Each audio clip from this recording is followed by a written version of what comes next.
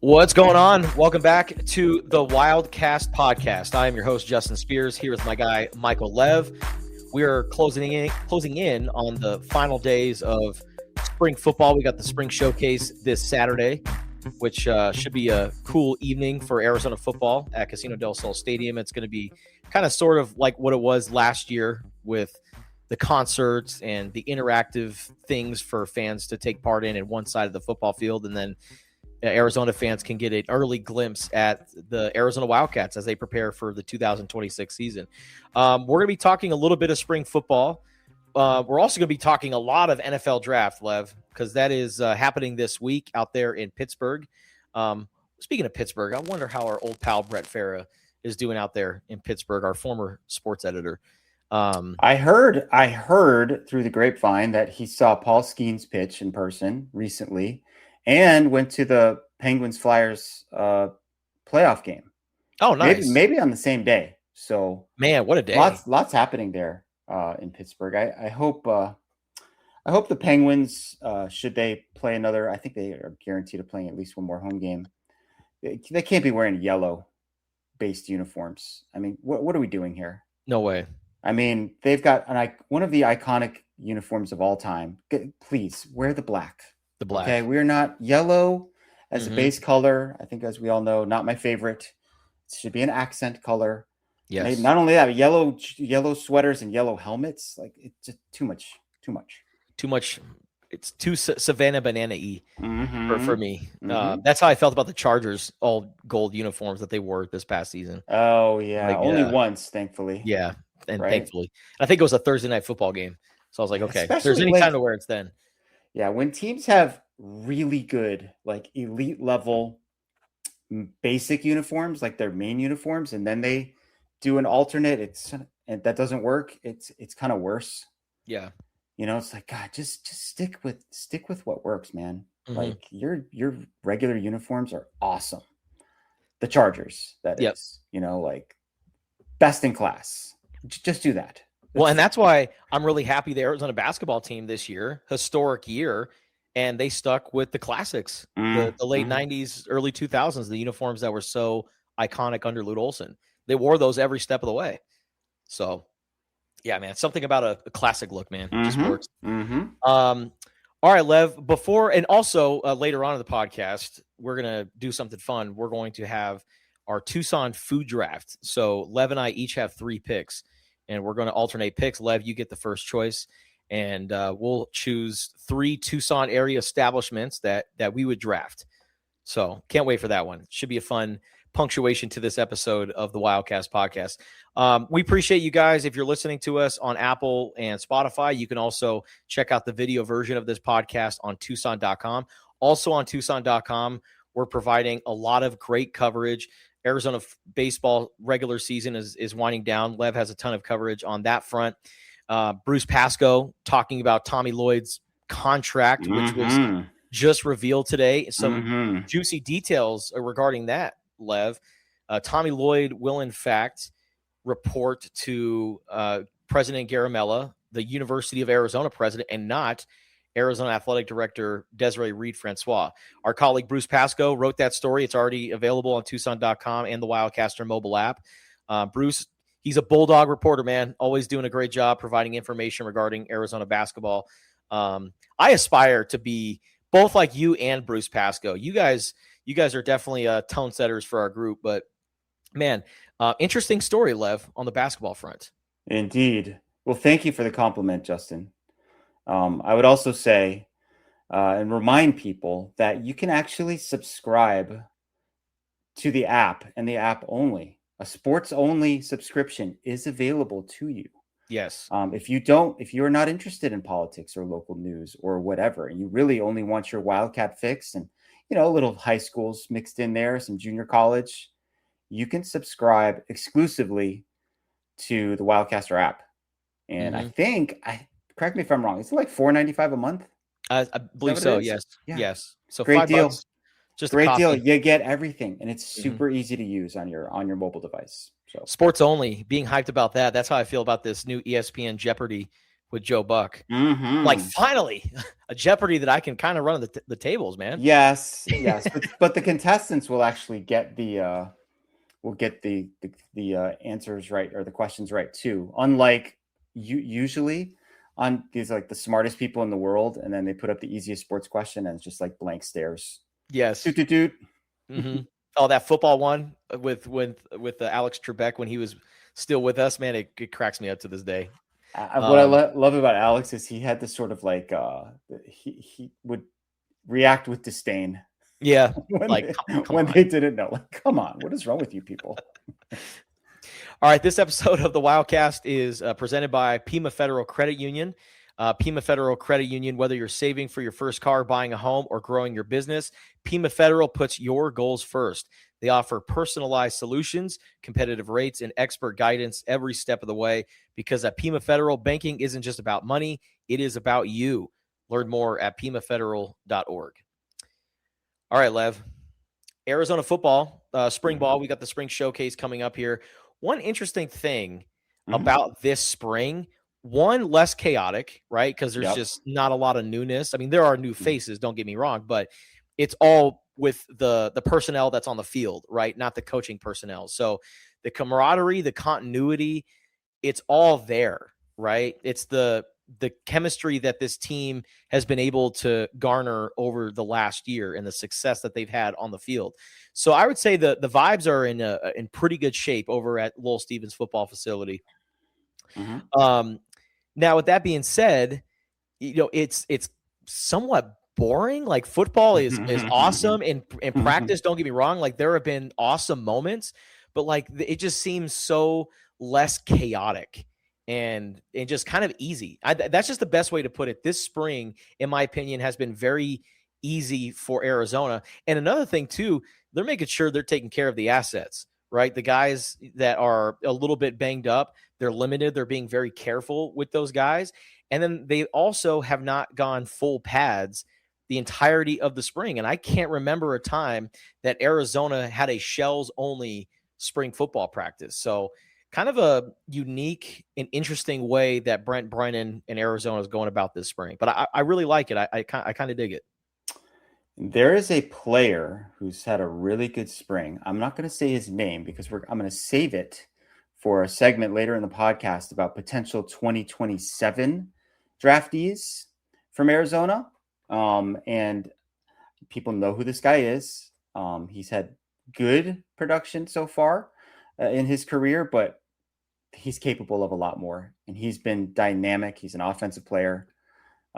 Tease that one a little bit, but he's probably been like the most notable standout of spring, right? You know who I'm talking about, I think. Hell yeah, man. Yeah. Okay. Yeah. So later on in the show, we'll kind of give a little look ahead to possible Wildcats in the 27 draft, and we will bring up this player. And I think it might come up as a surprise. Can't wait, man. Yeah. Can't wait. Yeah. I was gonna say like a name to kind of tease the surprise. Like no, I'm not going to say it. I was going to say I'll say it later on in the podcast when we talk about him. Okay, so overall impressions though of spring ball, Lev, as we approach the spring showcase. Yeah, it's like you said, it's been a relatively uneventful camp. Like, no one, knock wood, no one has like gotten hurt severely during the camp so far. Yeah. Hitting has been limited. They've had a clear plan with the guys who came into spring with injuries, right? Like Trey Smith, Kedrick Ricino, Tristan Bounds, Quincy Craig. Like, these are like important players, prominent players. Some of the new defensive backs have been banged up, so we haven't really gotten a look at them yet. So there's a little bit of wait and see. But there's definitely a sense of, we know what we're doing now. Like, we know what our scheme looks like. There's less, the way that Josh Oglesby, the offensive line coach, put it, there's less like teaching that they have to do. It's more like building on what they already know in a lot of cases. Yeah, so it's like going from algebra to algebra 2 to pre-cal to calculus. Yeah. You're just So elevating. Yeah. And I really think continuity is just super important and underrated and under discussed and I think it's going to benefit Arizona greatly. Noah Fifita has had a very, very good spring camp. I love the way he's layering the ball over defenders. His accuracy has been superb, throwing the ball down the field. If they can protect him, always a question mark. Yep. And I think will be a lingering question mark. If they can protect him, he's going to have a really big year. Absolutely. And he's the defending, all Big 12 first team quarterback, and I think he's got a chance to do it again if things go well. I was on a Big 12 podcast recently, and they were asking me, where do you rank Noah Fifita among Big 12 quarterbacks? And I sat there and I pondered. I'm like, I know that the easy answer is Brennan Sorsby at Texas Tech, right? Like, I mean, he's a good quarterback. Also, you have Connor Wegman at Houston, really good quarterback.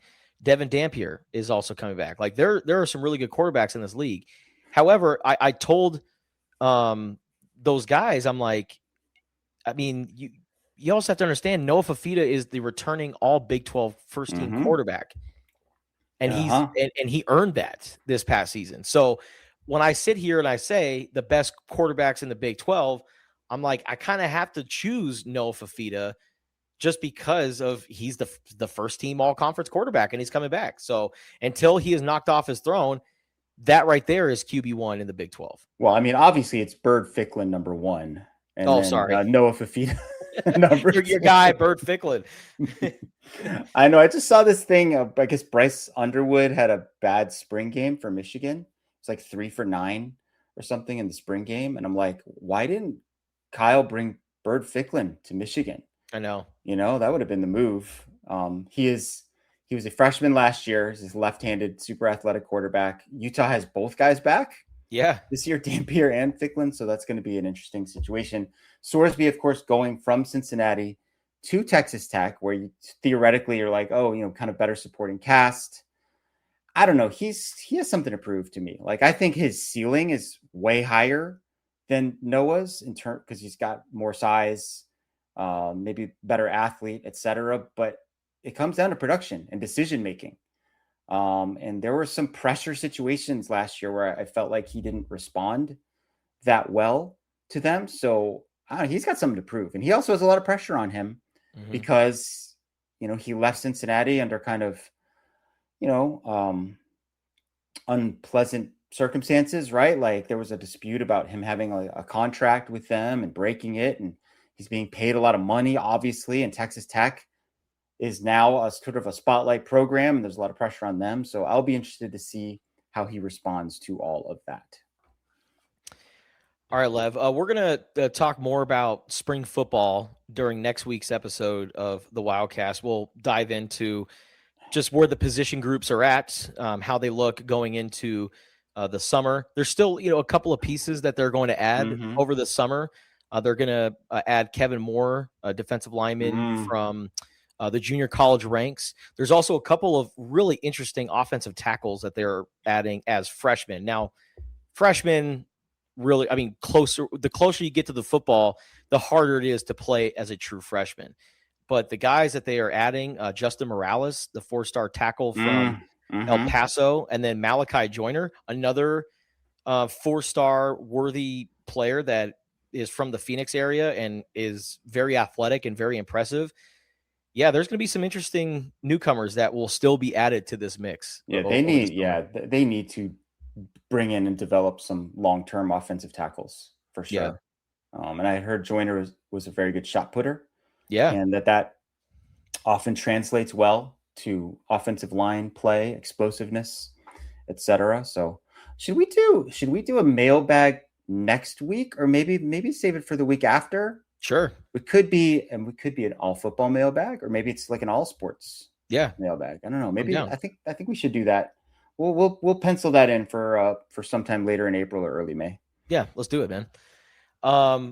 Okay, Lev. So now transitioning over to what's happening Thursday night or Thursday through Saturday, we've got the NFL draft from Pittsburgh, and 3 Arizona Wildcats are expected to hear their name called. And those 3 are the defensive backs, Genesis Smith, Dalton Johnson, and Trayden Stukes. And not in that order. If I'm betting my mortgage on it, Treydon Stukes will be the first Wildcat to hear his name called. And it's interesting, Lev, looking at the recent years of the NFL draft for Arizona football. Remember under like the Rich Rodriguez and like Kevin Sumlin era, it was a struggle for those guys to produce NFL draft picks. And Rich Rodriguez was a really good coach at Arizona, like don't get me wrong. But towards the end of his tenure, man, Arizona struggled to put out some really good high-level draft picks. Sometimes there would be NFL drafts where no Arizona Wildcats would get selected. So, Lev, I looked this up. So those three guys that I just mentioned, Treydon Stukes, Genesis Smith, Dalton Johnson, they get drafted. That means Arizona has 3 NFL draft picks this draft. Last year, they produced, 4 NFL draft picks? The year before, they also had 3 NFL draft picks.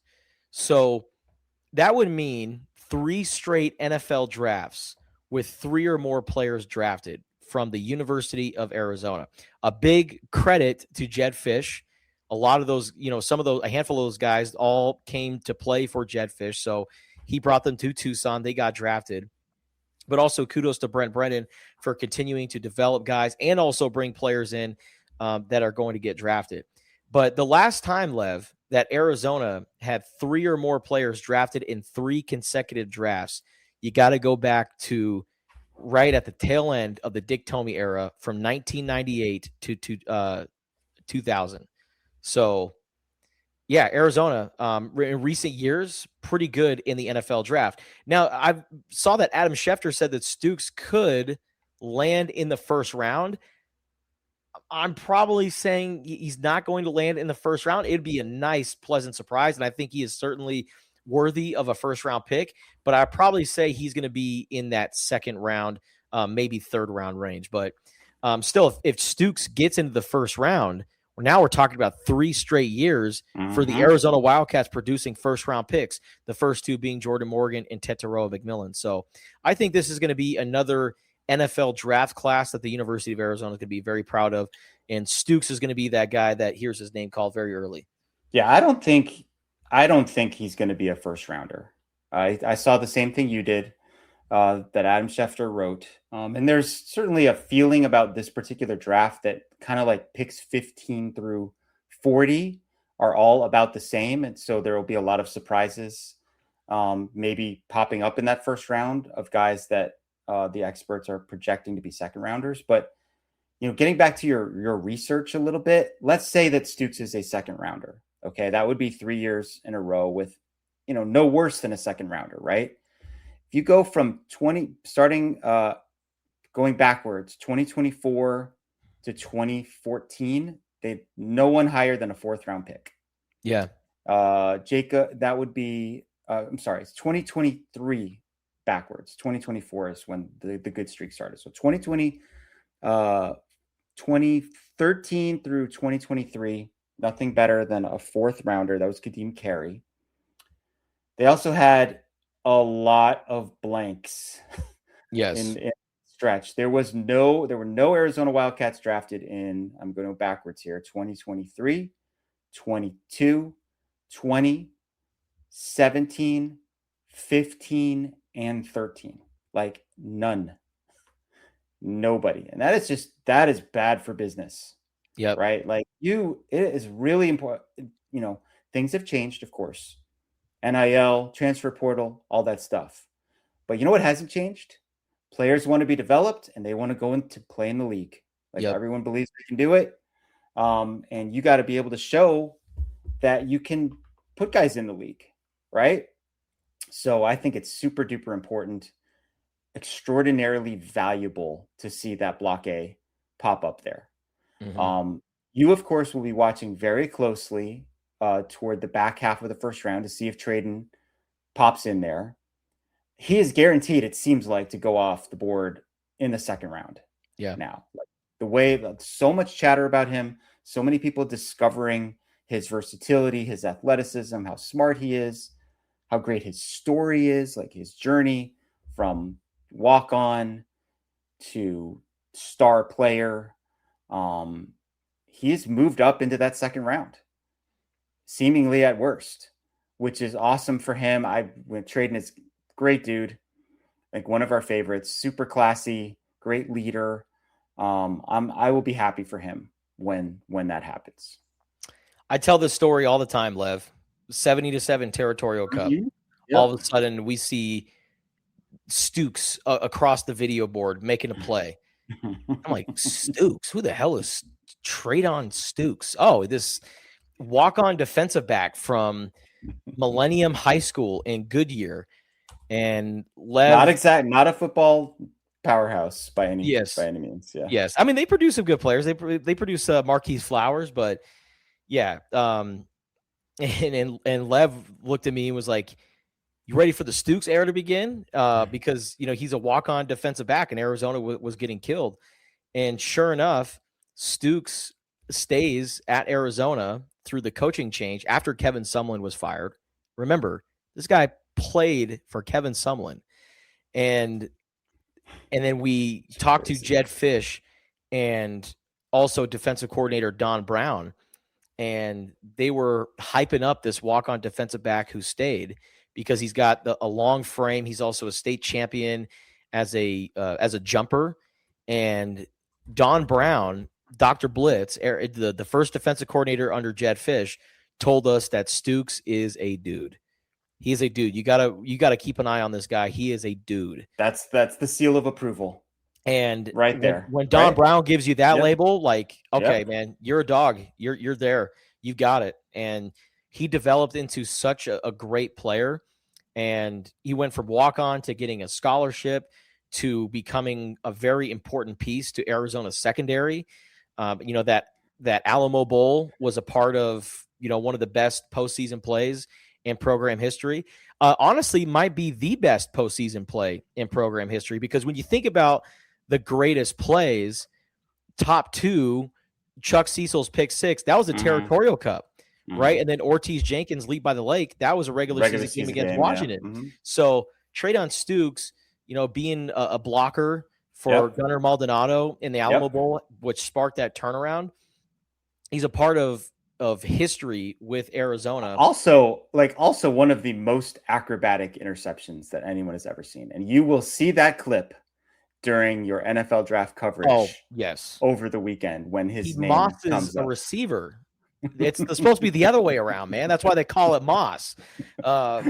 So, yeah, that play right there by Stukes is honestly, Lev, one of the most impressive things I've ever seen in person. I could not believe when he jumped up and grabbed that football. Yeah, it was a great play. It was one-on-one coverage against ASU this past season, way down the field, like catch-up speed, leaping ability, timing, hands, strength. It was all right there. Yeah. So you know what's interesting about him when you compare him to Genesis Smith, who's kind of the next guy on the board, is Traydon was born, and I got this information from The Beast, which is this awesome product that the Athletics' Dane Brugler puts together every year. It is 629 pages of draft information. If you're a subscriber to The Athletic, you get access to this awesome piece of work. But Traydon was born in September of 2001. Genesis was born in November of 2004. That's crazy. We're talking a full 3-year difference between the two of them, right? So Stukes is like kind of a finished product in a way, right? Of course, he'll continue to improve and get stronger and learn more and all that stuff. But he's kind of like he's right. He's ready. Plug and play. Yeah. Right. He is plug and play. You're drafting him to assuming he's going to be a starter for you right off the bat.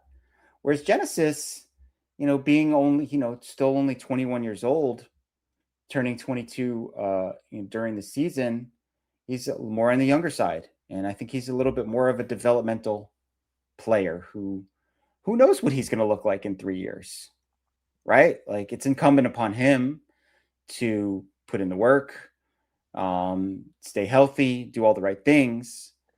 But it's just interesting to think about it that way, right? Like, even though they're in the same draft class, there's a 3-year difference between the two of them. So it kind of changes the way that you have to judge them as players, and it probably changes the way that NFL teams look at them, Mm-hmm. right? Like that's why Genesis is more what I've seen, like late third or fourth round.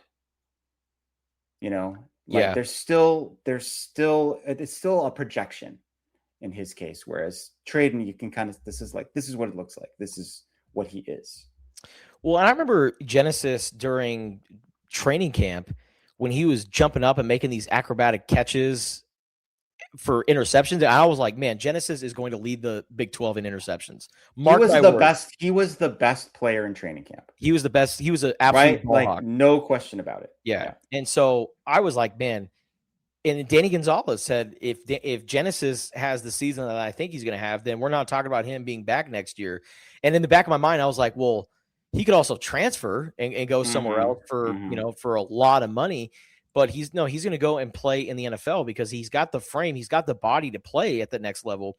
And Genesis had that as a true freshman. That's why he was a part of the dollar package that they rolled out. And he was, really, he had a strong hand in what they were trying to do defensively in that 10-win season in 2023.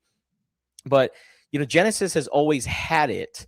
Now, what we did not know until Genesis revealed during the NFL scouting combine was that he played the second half of the season with a fractured foot.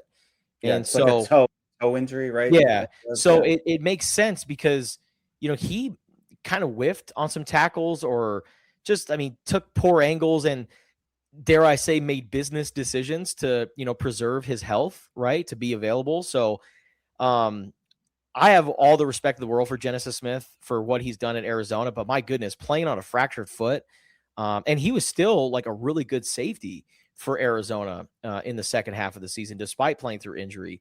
So yeah, I think he's an NFL player. I would have liked to see him come back for another season, but this is a guy that's going to get drafted in the third or fourth round. And I think if he goes to the right situation, he's going to develop into a really good player. And I think that if he just becomes kind of like a special team standout and gets mentored by some older safeties, I think that could be a really good path for him as he gets settled into the NFL. But he certainly has all the makings to be a high-level safety. But, maybe teams look at him kind of as a project player and really more like an investment. Where Stooks is going to be probably your special teams captain tomorrow, right? Like that's just the kind of guy that he is. And then you can put him anywhere in the secondary, whether it's slot corner, boundary corner, safety, wherever. That guy is one of the most versatile defensive backs in the draft right now. So, yeah, I'm curious to see where those two land specifically. The biggest critique of Genesis that we have heard and seen is the tackling, right? Being inconsistent in that regard. And I think part of it too was middle of the season, you start popping up on these draft lists, right? You see your name up there. Maybe it kind of gets in your head a little bit. Like, maybe I need to protect myself. Yeah. And you become a little bit less aggressive than you usually are. I think that was kind of straightened out toward the end of the year, and he became that physical presence that we have seen at times. Like there have been some occasions where he's made some like tremendous tackles. Like I remember he had I don't remember who this was against, but he had like a one-armed, like he just grabbed a guy with like one arm and like threw him to the ground. Oh, you know, and you're just like, this guy's really, he's capable of being that hard-hitting safety. I think where he's at his best is as a high post safety who plays that, quote unquote center field position. He's got range. He's got instincts. He was a quarterback back in the day, so he's got good field vision too. But again, a lot of it with him is what he can become. Like you have to project it because he hasn't played as much football as Traden Stooks or the next guy that we're going to talk about, who's Dalton Johnson. Yes, sir. Dalton Johnson, who I think has the potential, and the key word here is potential, to be a Buda Baker type of safety as far as body frames and just kind of how they play. But Dalton is probably going to be a day 3 guy. I don't imagine him going in the 6th round.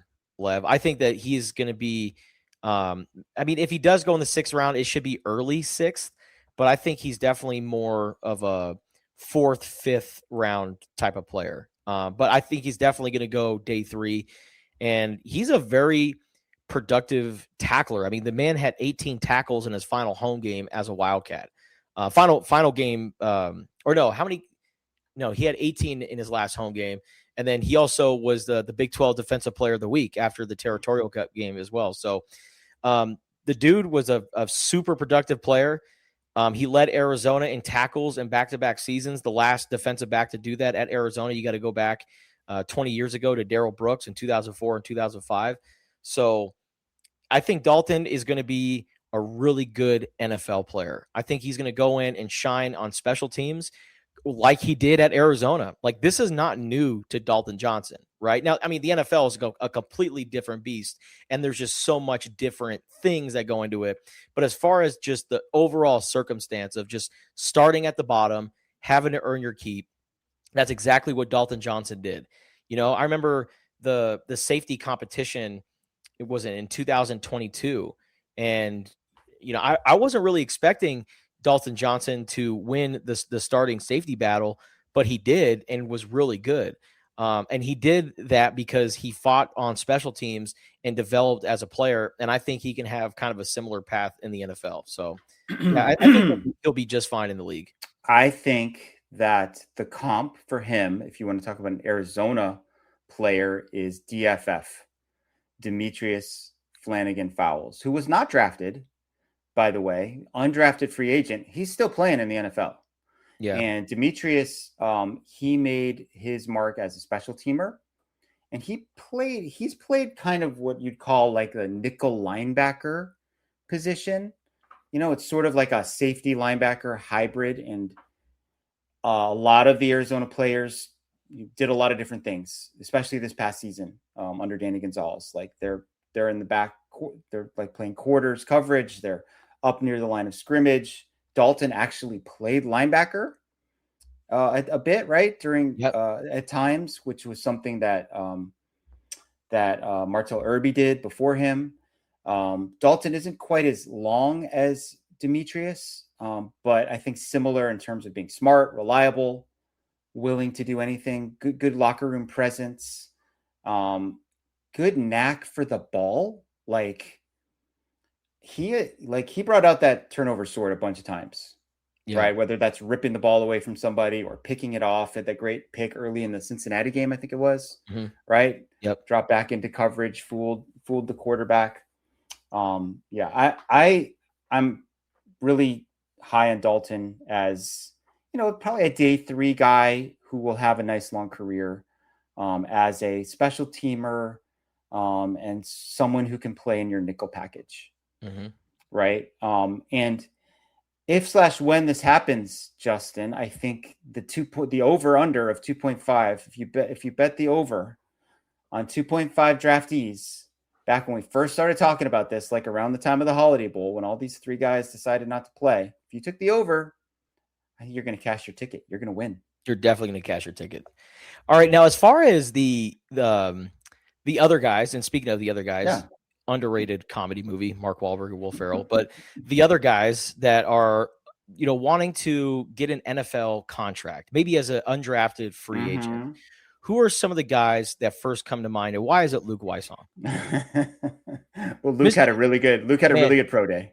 When I was at Pro Day, Lev, I'm like, man, Bill Belichick would just be oohing and awing right now, thinking about this guy on his special teams unit. I think, honestly, Luke Weissong, I'm not going to say he's going to be like Brendan Schooler, but, you know, Brendan Schooler has become a Pro Bowler, a one-time Arizona Wildcat for 2 months before COVID-19 pushed him out to, Texas. But Brendan Schooler has made a name for himself playing special teams. So there is that path in the NFL. And looking at Luke Weissong, you know, he doesn't have necessarily like the length like a Brendan Schooler, but the dude was a really good punt returner. And he also did a lot of other really good things in the special team space, and he tested well at Pro Day. So super tough. You know, if Bill Belichick was still the coach of the Patriots, he would definitely be an undrafted free agent and a guy somehow making plays in the Super Bowl. But yeah, Luke Wysong would be a guy that I would look at, and then maybe a guy like Deshaun McKnight up front, very athletic defensive tackle. I think he'll get a look too. All right, I'll give you some names here. Kiana DeCambra, Oh who yeah, is 42nd ranked center in The Beast by Dane Brugler. The reason I would cite Kiana is he had a really good year this past year, and it was the first time he ever played center. Yep. Like in his life. So maybe there's like more meat on the bone there, like maybe this is where he belongs, and teams are always looking for centers. They're always looking for versatile backups who could play multiple positions, right? Because usually you only dress 8 linemen on a game day in the NFL. So that's one that I would look at. Michael Dansby getting I don't know. There's just no buzz, no nothing. Like I'm looking at Dane Brugler's rankings, and he's got Aiden Garnes at number 39 and Michael Dansby down at number 100. But we heard from a U of A coach during spring ball that there is a particular team that has expressed a lot of interest in Michael Dansby. If that comes to fruition, whether that's being drafted, which I kind of doubt, but more likely as a UDFA, I will reveal that on social media if the two come together that way. And the kind of like intriguing player to me that again, like not on anybody's radar, but Cameron Barmore. Yes. Came here as a, I heard this on, Nate Tice, who works for Yahoo, he's a really good podcast called Football 301, really in-depth scouting type stuff that he does. This is Mike Tice's son, Nate Tice. He called Eli Stowers, who's maybe the top tight end or number 2 tight end prospect in this. He called him a Tino tight end in name only. Cameron Barmore came to Arizona, I think, as a Tino, right? Like, and he developed into a legit tight end. He also played at the end of the season with a broken foot, right? Yeah. Isn't that what they said? Last 4 games. Yeah, played through it.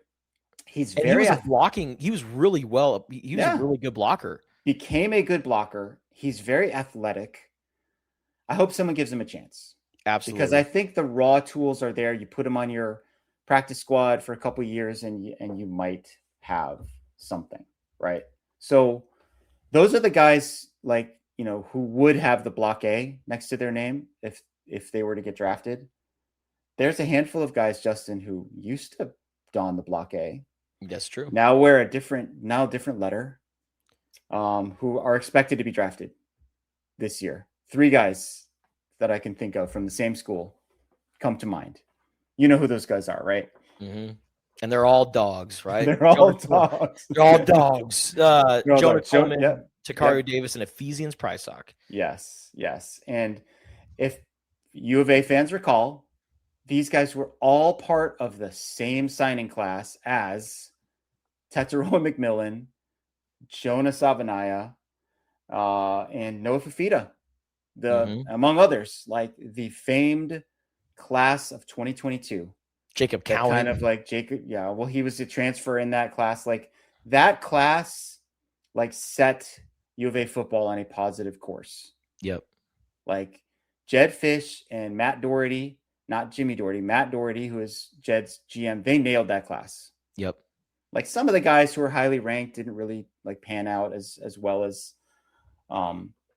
expected. Like Rayshawn Luke, like he's fine, but he's he's not an highly ranked NFL prospect.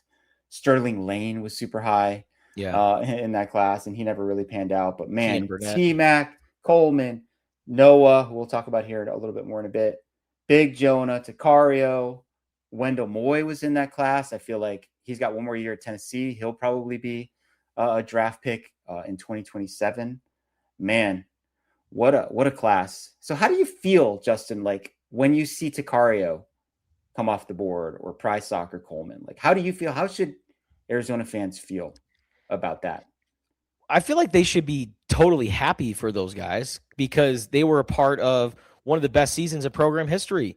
Jonah Coleman led the team in rushing in 2023. And a big part of that, too, was Michael Wiley was banged up throughout, a good chunk of the season, but he still, like Jonah Coleman, had some really good runs, had some really good games. I think about Jonah Coleman's time at Arizona. I think about those big runs on the road against Colorado, which set up Tyler Loop for that game-winning field goal. So, yeah, I think that a lot of Arizona fans, or all of Arizona fans, they should feel very happy for those guys. Takario is an interesting one because Takario only played one season at UW, and he played multiple years for Arizona. He played 3 years at Arizona. So if Takario Davis ends up becoming a starter in the NFL, and look at that, he's got to start on Sunday Night Football, and they say their name and then they say their school. If you're Takario Davis and you say Takario Davis, UW or Washington, like if I'm an Arizona fan, I'm like, I don't know about that, man. Yeah. You played 3 years down in Tucson. You played 1 in Seattle. Come on now. So that's what makes the transfer portal thing so interesting. I have been an advocate for like literally making it a slash situation. Like it should be Arizona / Washington, right? Like when oh gosh, I'm forgetting his name. Christian Roland Wallace. Oh yeah. CRW. Who played CRW. He's with the Kansas City Chiefs, or has been with the Kansas City Chiefs. I'm not sure he's on the roster right this second, but he has been. Like he played 4 years at Arizona and 1 year at USC. Right? Like, is he USC's Christian Roland Wallace or Arizona? Like where he did more work here. Like on the flip side, Ja'Cory Krosky-Merritt played 1 game for Arizona.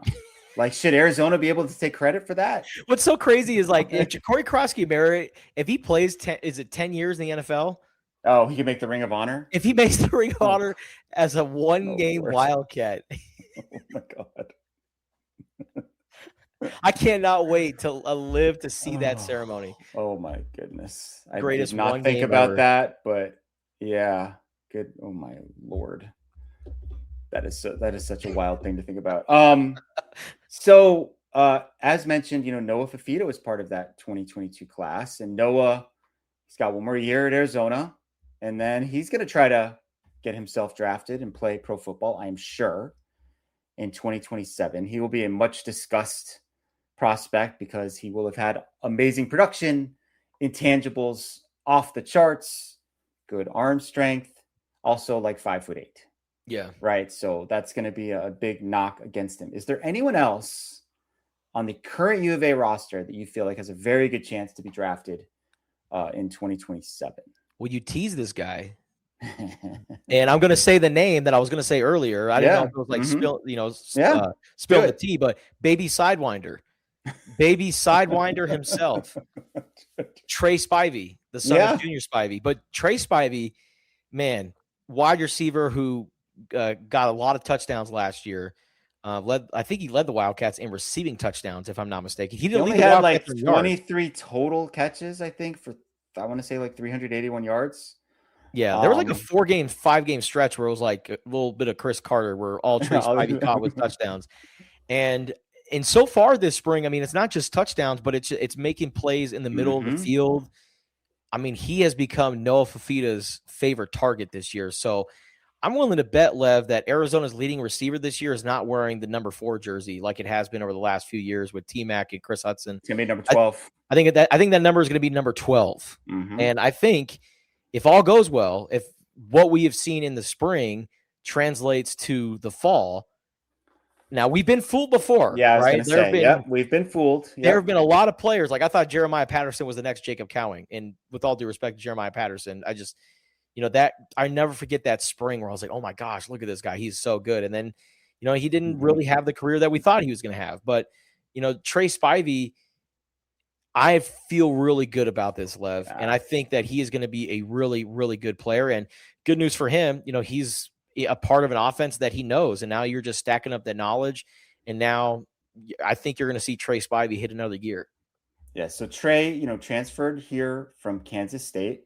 He's from Chandler, so he's an Arizona kid, as you mentioned, the son of Junior Spivey, former MLB baseball player. He's listed at 6'4", 213, so great size. And the reason that I think that this is not fool's gold, is what Seth Dagey told us about Trey on Tuesday. And like, we asked him, like, why has he been so much better? Right? Like, what? And that is because Trey has honed in on the details of the job. Like, people always wondered last year, why isn't Trey Spivey playing more? Why isn't he getting the ball more? Well, he didn't always line up in the exact right place. Yeah. He didn't always run the routes to the depth that he was supposed to. Now he's doing all those little things correctly, and you're seeing his athleticism come out too. I'm sure he's also more comfortable with the system this year, but we have seen countless times during spring of him making contested catches, mossing people, you know, catching the ball over the middle. It's not just sideline stuff, right? That was like part of the progression with T-Mac too. Like, it went from like kind of like all, you know, tall guy, you know, making catches on the sideline to the full route tree. Yeah. And we're seeing it all with Trey Spivey. It is certainly it's a projection because he's never been like the guy. But if he has the season that like people within the program think he's capable of having, he might be the top Arizona draftee in 2027. And this is a guy who still has eligibility beyond one more year. Season, right? Yep. So he would be he's a redshirt junior this year. So he'd have one more year. A couple more guys, I think, just to keep an eye on. Tristan Bounds and Trey Smith. Yep. They are both going to be sixth-year seniors, or whatever you want to call them, this year, both coming off of injuries. But Tristan Bounds is like 6'8", right? And like, it's hard to find guys who are that big, who have the movement skills that he has. And he's just kind of scratching the surface a little bit. Never played as much as he did this past season. So a little bit of projection there, but has the raw tools. And then Trey Smith, I mean, he's like 6'5", 270. Yep. Right. And those guys, again, are kind of hard to find. He could play inside. He could play like strong side defensive end. And he's Mr. Redline, right? They literally call him this, which means what? Like the most responsible, accountable, hardworking guy on the team. So those are a couple other guys that I would keep an eye on for 27. That crazy story of Tristan Bounds injuring his ankle. Just, I mean, Noah Fafita was the one who told the story. So I thought it was a knee injury. Yeah. But it turns out it was an ankle injury. And Arizona, this was when they had a lead over Cincinnati, but they were, you know, obviously trying to score a touchdown and trying to, get that nice lead over Cincinnati late in that game. So they were up by a field goal, trying to go up by 10. And the offense went into gas mode, which means hurry up, get on the ball, line up. And Tristan Bounds injured his ankle. He broke his ankle on second down. Yes, didn't sprain it. Broke it. And he broke it, which was a Quincy Craig run that was stopped at the line of scrimmage. And Tristan Bounds knew, okay, it's third down. We're in gas. I don't want Cincinnati to substitute because if I'm down, that allows them to get players in. So even when you're in agony and you're just in absolute pain, the worst injury that you have ever suffered as a football player, and you have the want to get up and line up and get ready for a pass play, and not only line up, but also kick step on one leg in pass pro, and then just throw all your energy into a defensive end so it can knock him out, and then give Noah Fafita a little bit of time to make that throw to to Cameron Barmore on an out route, which then led to Noah Fafita setting the career touchdowns record to Gio Richardson. I mean, that toughness right there, Lev, I was absolutely flabbergasted. I was like, whoa. This guy broke his ankle, got up, and played the next play, so that way Arizona could put together a touchdown drive, man. Tristan Bounds, man. And then, Lev, I don't know about this, but I was starting to think about this last night. I feel like this injury is it's really good for his long-term plan as a football player because he's such an athletic and lean tackle. I feel like kind of chilling out and not walking and running and doing a lot of conditioning as much as you have with that broken ankle. Lift. it allowed him to lift and build up his upper body strength. Because Lev, I was watching Tristan Bounds sitting down in that chair yesterday, and I was like, man, he looks a little beefier up top, which is really good. You never want anybody to get hurt, of course, but look at Traden Stukes. Like, if Stukes doesn't get injured in the early in the 25 season, or sorry, early in the 24 season, he doesn't come back for another year, and he's probably not as high of a draft pick as he's going to be this week, right? So it could be a blessing in disguise at times. And Tristan Bounds, he hasn't done anything like football wise that we've seen as of yet, but should be back on track soon, and is expected to be Arizona's starting right tackle this upcoming season. How do you forecast Noah Fafita's NFL career? Man, I don't know if there will be one. I don't know. There's just going to be so much bias against him because he's so short, right? I mean, like, probably best case scenario is as a backup. Yeah. Someplace. But, like, it's the kind of guy you want in the room. That's for sure. There have been shorter quarterbacks who have excelled. I don't know if they've been that short. Like Doug, you might have to go back to Doug Flutie, who I think was maybe like 5'10". Russell Wilson, I think, is a sub 6-footer. Drew Brees, maybe right at 6 feet. It's tough. Yeah, it's really tough. But like I said, all the intangibles, right? Got it all. Has a really good arm. It can make all the throws. It's played in multiple systems. That'll be a super interesting one. I would never bet against Noah Fafita. Let's put it that way. I would love to see the quarterback brain power of him as like Patrick Mahomes' backup, or a guy that's just in the Kansas City system.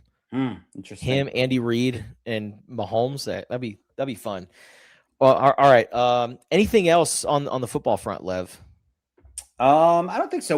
We will do kind of a spring, like you mentioned, a spring wrap up pod. Next week. Maybe we'll incorporate a mailbag, or maybe we'll save the mailbag for the following week. We still have 2 more practices to go. One of them, the spring showcase, which is Saturday night at Casino del Sol Stadium in the evening, and there will be a concert afterward, and they will also have all of those fun activities for kids and for grown-ups that they had last year. So it should be a fun night. Weather looks good, a little windy, but not too hot. So yeah, that'll put a wrap on spring ball. Hell yeah. All right, Lev, before we get out of here, man, let's do something fun. So Tucson is a great food city, as we all know. And so I'm thinking, with the NFL draft here, Tucson being a great food city, we got to draft our top 3 favorite food spots in Tucson, Arizona. Yeah, this is so hard because there are so many. And just so you know, I picked restaurants, like sit down restaurants. Okay. I did not, there's no like going up to the counter places. None of my favorite places to get iced tea. None of my favorite places to get gelato. Okay. So those are kind of different. Those might be among my favorites, but they're not like sit down restaurants. Okay. So that's how I approach this. Maybe you approach it differently. But that's how I did it. Okay. So, well, Lev, you got the first pick. Oh, man. Okay. So much pressure. Okay. I'm going to perhaps shock the world here. But again, this is my favorites. My first pick, the 1-1 is Miss Saigon. Miss Saigon. Yeah, which there's good one choice. Kind of right near my house on Craycroft and Broadway. There's another one near the U of A campus. The pho is phenomenal. I always get the same exact thing every time I go, which is number 21, regular size, never disappoints. So Miss Saigon is my number 1 choice. I know in the town known for its Mexican food, I picked a Vietnamese place, my top choice. Yeah, well, I was gonna say, my favorite Mexican food restaurant here in Tucson is definitely Amelia's Mexican Kitchen. Jose good. Contreras, award-winning chef, good. The best birria tacos, good. in all of Tucson. Yeah. So I'm putting Amelia's up there. Great choice, man. I love that pick. I kind of wish I had thought of that one. Okay, my number 2 choice is Tito and Pep. Oh, which that's a is good one. located on Speedway. Like if my wife and I have like a special occasion of some sort, anniversary or birthday or whatever, and it's just the two of us going out, that is almost always our top choice. Rotating menu um, of different like really good stuff. Often we'll get seafood there, or the type of thing that we might not get on a day-to-day basis. But super nice. It's fine dining and not crazy expensive either. If you haven't checked it out, I highly recommend it. Tito and Pep. That's my second choice. Love it. All right, my second pick is Redbird Scratch Mm, Kitchen and Bar. I've heard good things. Yeah. Yes, they have 2 locations now in Tucson. One of them is kind of near the U of A area, up there on 6th. So it's a really good place. This place. So my favorite food is chicken wings, Okay. and if I have a death row meal, I'm gonna have chicken wings every day of the week. So they have probably my all-time favorite chicken wings. They are the elote wings. So elote is like the Mexican street corn. Yeah. And imagine that on a chicken wing. And it is just out of this world. So yeah, the Redbird has my favorite chicken wings. They get my number 2 pick. All right. So my third and final pick, as I continue to try to sort of be controversial here in a way, is it's Poco Imams, Yeah. which is a Mexican restaurant over on Tinca Verde.